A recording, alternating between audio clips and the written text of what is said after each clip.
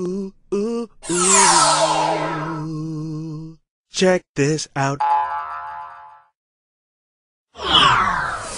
So we're back, and you're watching the mailbag here on the Dean Show. I'm Yusuf Estes.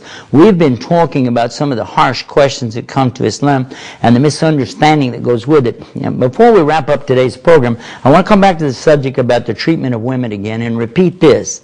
It's not about equality, it's about equity. When they talk about why does a woman have to cover herself up, why does she have to do that? And I asked a woman who seemed to be very upset about the way women are dressed in Islam. I asked her, well, why do you wear clothes at all? And she said, I beg your pardon. I said, well, is it your logic that's telling you that these women are dressed wrong? She said, yes, it is. My logic tells me. I said, well, then according to logic, you shouldn't wear any clothes at all, because logically, you were born with no clothes, so why did you put any on at all?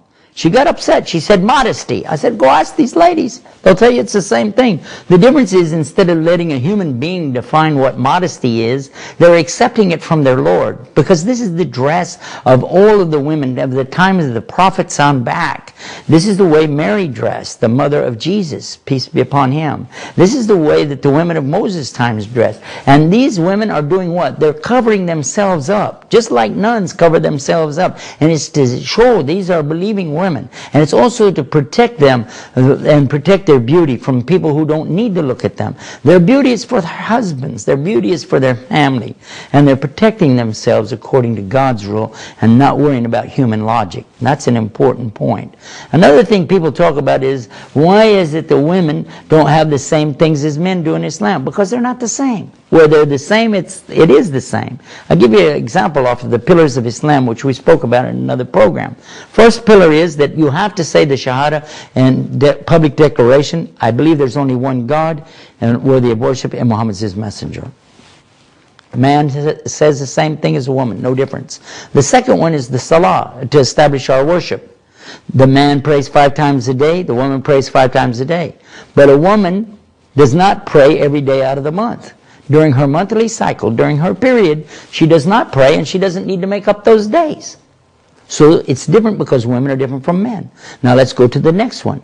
The next one is the zakah, the purification of the wealth. A man has to pay 2.5% on his holdings. A woman has to pay 2.5% on her holdings. Why? Because it's the same thing. Both of them are talking about wealth, and there's no difference between a man and a woman when it comes to this. There's not.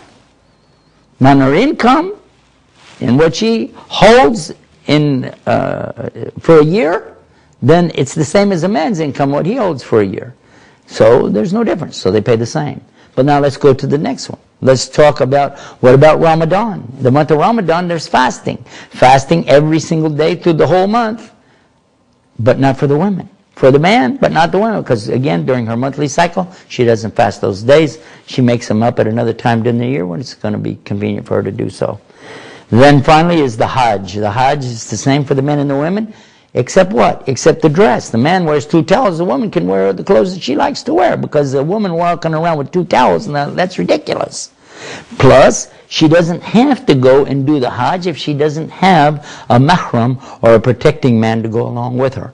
So this, you can now see, Islam is treating them different because a man is different from a woman, but never is it taking advantage of the woman or taking advantage of the man, because it's Allah who has come up to this, and it is Allah who has created us, man and woman, and He is the one who's laid this out for us. Does it make sense? I know you got a lot to say about this. You want to write to me at Yusuf at 99 Islam, and we'll help you to find more of those answers. That's Yusuf at 99islam.com, and always tune in right here to the Dean Show. Until next time, we'll say salams. Peace be upon you.